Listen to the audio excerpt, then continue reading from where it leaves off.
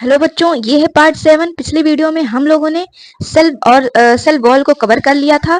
यहाँ पे हम मिडिल लैमेली और प्लाज्मा डेस्माटा को कवर करेंगे। इसके साथ साथ हम लोग प्लाज्मा मेम्ब्रेन के स्ट्रक्चर और उसके फंक्शन को देखेंगे। सो स्टार्ट करते हैं मिडिल लैमेली से। मिडिल लैमेली हमारा प्लांट के अंदर देखा जाता है। जो मिडिल लैमेली होते हैं इनको कहा जाता है सीमेंटिंग लेयर, क्योंकि it's help in the connection of the neighbouring plant cell. मतलब अगर दो सेल हैं तो इसके बीच में जो ये लेयर प्रेजेंट होता है जिसको कहते हैं हम लोग सीमेंटिंग लेयर। और इसको क्यों कहते हैं? क्योंकि ये दो सेल को आपस में कनेक्शन करने में मदद करता है। तो ये जो लेयर होता है इसी को बोलते हैं मिडिल लैमेली। इसका कंपोजिशन क्या क्या मतलब किस चीज से मिलकर बना होता है?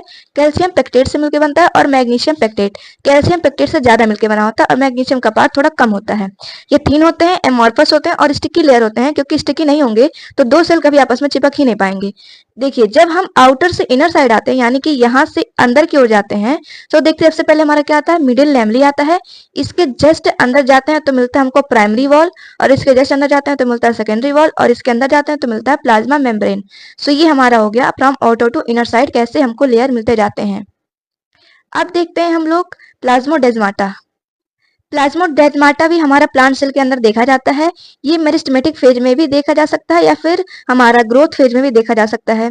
It is a bridge like structure. Bridge like structure मतलब ये होता है कि कुछ इस तरीके से अरेंजमेंट होना, और it connects cytoplasm of two different cells. यहीं पे आप देखिए कि हमारा जो प्लाज्मोडेस्माटा होता है ये दो डिफरेंट सेल का साइटोप्लाज्म अटैच करवाता है, लेकिन मिडिल लैमेली क्या करता है? दो सेल को जोड़ता है, यानी कि बस दो नेबरिंग सेल्स को कनेक्ट करने में मदद करता है। लेकिन हमारा जो प्लाज्मोडेस्माटा होता है ये दोनों सेल के साइटोप्लाज्म का एक्सचेंज कर सकता है। So it traverses plasma membrane, cell wall और मिडिल लैमेली। ट्रेवर्सेस का मतलब होता है एक तरीके से फाड़ देना। सो देखिए, अगर ये अराइज होता है फ्रॉम दी एक्सटेंशन ऑफ डेस्मोटिब्यूल्स, जो कि एंडोप्लाज्मिक रेटिकुलम का एक पार्ट होता है। ये फॉर्म्ड होते हैं किससे? डेस्मोटिब्यूल से। और कुछ इस तरीके से आते हैं, मतलब कि ऐसे कुछ फॉर्म होते हैं। और सबसे पहले हमारा चीरते हैं ये लोग प्लाज्मा मेम्ब्रेन को, इसके जस्ट बाहर चीरते हैं सेकेंडरी वॉल को, उसके बाद फिर प्राइमरी वॉल को, फिर मिडिल लैमेली को आर पार करते हुए ये दूसरे सेल के अंदर चले जाते हैं। तो इसलिए इसको कहा गया है it traverses plasma membrane, cell wall, middle lamellae, सभी को ये फाड़ करके एक दूसरे के साइटोप्लाज्म का करते हैं क्या? कनेक्शन करते हैं। अब देखते हैं प्लाज्मा मेम्ब्रेन क्या होता है। प्लाज्मा मेम्ब्रेन एक लिविंग लेयर होता है। ये प्रोकैरियोटिक और यूकैरियोटिक के दोनों के अंदर होते हैं। इसका सबसे ज्यादा एक्सेप्टेड मॉडल दिया गया था हमारा फ्लूइड मोज़ेक मॉडल, और इसको दिया था सिंगर एंड निकोलसन ने 1972 में। इसका कंपोजिशन क्या होता है प्लाज्मा मेम्ब्रेन का? इसके अंदर होते हैं लिपिड, प्रोटीन, कार्बोहाइड्रेट और H2O। लिपिड होते हैं 20 to 27%, प्रोटीन होते हैं 20 to 27% और कार्बोहाइड्रेट होते हैं 1%, H2O होता है 20%। अब लिपिड के अंदर उसको बोलते हैं फैट। इसका एग्जाम्पल होता है फॉस्फोलिपिड, ग्लाइकोलिपिड और कोलेस्ट्रॉल। प्रोटीन हमारे दो तरीके के हो सकते हैं, इंट्रिंसिक और एक्सट्रिंसिक। इंट्रिंसिक मतलब कि जो हमारा इसके अंदर प्रेजेंट होता है, माने कि बाइलिपिड लेयर के अंदर होते हैं, जैसे ये और ये। वहीं जो एक्सट्रिंसिक प्रोटीन होते हैं ये कुछ बाहरी, मतलब कि प्लाज्मा मेम्ब्रेन के बाहर वाले स्ट्रक्चर के अंदर प्रेजेंट होते हैं। कार्बोहाइड्रेट उसको बोलते हैं हम लोग हेक्सोज शुगर, क्योंकि शुगर कई तरीके के हो सकते हैं, पेंटोज भी हो सकते हैं, हेक्सोज भी हो सकते हैं। ऐसे ही हमारा जो कार्बोहाइड्रेट यहाँ पे होता है ये हेक्सोज शुगर वाला होता है, और H2O तो होता ही होता है। अब चलिए इसके स्ट्रक्चर को डिटेल में पढ़ते हैं। सो ये है हमारा बाइलिपिड लेयर। इसको इसलिए बोलते हैं क्योंकि इसके जो एक पार्ट होता है यानी जो ग्रीन पार्ट है और जो ऑरेंज कलर का पार्ट है, किसका हेड है और इसका टेल है, तो उसको बोलते हैं एक लिपिड मिला के।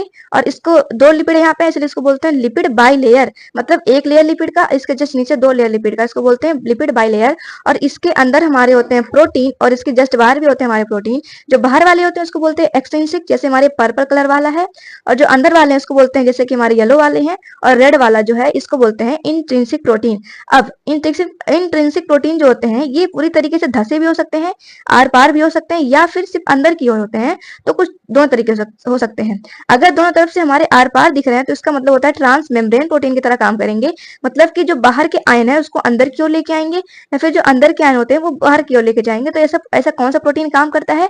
सो हमारा प्रोटीन काम करता है इंट्रिंसिक प्रोटीन, जो कि हमारे ट्रांस मेम्ब्रेन प्रोटीन कहलाते हैं, और यही हमारे आयन के ट्रांसफर करते हैं। ये जो प्रोटीन होता है ये आयन के ट्रांसफर करने के लिए मदद नहीं करता है। ये जो कुछ हमारे थर्ड लाइक स्ट्रक्चर दिख रहे हैं इसको बोलते हैं सुगर, जो कि हमारे हेड के साथ भी अटैच हो सकता है, या फिर एक्सट्रिंसिक प्रोटीन के साथ भी अटैच हो सकता है। ये जो ब्लू कलर वाला है इसको बोलते हैं कोलेस्ट्रॉल। और बस ये हमारा है पूरा स्ट्रक्चर ऑफ प्लाज्मा मेम्ब्रेन। अब देखते हैं लिपिड लेयर को इन डिटेल। लिपिड लेयर, देखिए लिपिड के अंदर होते हैं दो चीज, एक होता है हेड और एक होता है हमारा टेल। सो जो हेड होते हैं वो पोलर इन नेचर होते हैं, टेल नॉन पोलर होते हैं। ये हाइड्रोफिलिक होते हैं मतलब कि वाटर लविंग होते हैं, और ये हाइड्रोफोबिक होते हैं मतलब कि वाटर लविंग नहीं होते हैं। ये लायोफोबिक होते हैं मतलब इनको लिपिड से प्रॉब्लम होती है, इसलिए उसको बोला जाता है लायोफोबिक। और ये लायोफिलिक है मतलब कि लिपिड को पसंद करने वाले होते हैं। ये जो टेल है इसका लिपिड का, ये सैचुरेटेड हाइड्रोकार्बन से मिलकर बना होता है। Proportion of lipid and protein is not fixed in cell, it vary from the cell to cell। जैसे एक एग्जांपल लिया गया है आरबीसी, जिसके अंदर देखा गया कि 52% हमारे प्रोटीन होते हैं और 40% हमारे लिपिड होते हैं। सो जो प्रोपोर्शन है लिपिड और प्रोटीन का, ये भी डिफरेंट डिफरेंट हो सकता है, लेकिन एनसीईआरटी में बस एक एग्जाम्पल दिया है आरबीसी का। फ्लूइड मोजाइक मॉडल जो कि दिया था सिंगर एंड निकोलसन ने 1972 में, और इन्होंने ये बताया था कि plasma membrane is the sea of phospholipid and the iceberg of protein floats. इसका मतलब क्या है कि जैसे ये मान लीजिए बड़ा सा ये समुद्र है, इसके ऊपर हमारा कुछ कुछ जैसे बर्फीला इलाके में क्या होता है कि जो हमारे आइसबर्ग होते हैं कुछ इस तरीके से फ्लोट करते रहते हैं इसी के अंदर, इसी के जस्ट ऊपर फ्लोट करते रहते हैं। इसको इन्होंने बताया कि जो सी है वो कहलाएगा हमारा फॉस्फोलिपिड, यानी कि जो सी है इसको बोल सकते हैं आप लोग फॉस्फोलिपिड, जो कि एक तरीके से लिपिड बोलते हैं इसको। और एंड दी आइसबर्ग, जो यानी कि जो आइस के थोड़े थोड़े टुकड़े हैं जो फ्लोट कर रहे हैं समुद्र के ऊपर, ये हमारे प्रोटीन ही है जो कि फ्लोट कर रहे हैं।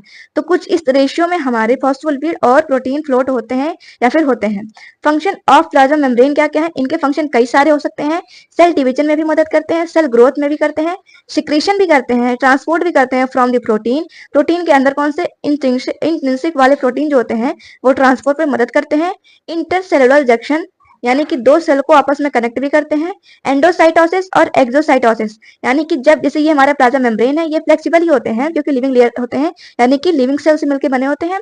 जैसे ही हमारा फूड पार्टिकल्स आता है तो कुछ इस तरीके से अरेंज हो सकते हैं, तो ये हमारे कैसे हो गए एंडोसाइटोसिस उनको बोलेंगे।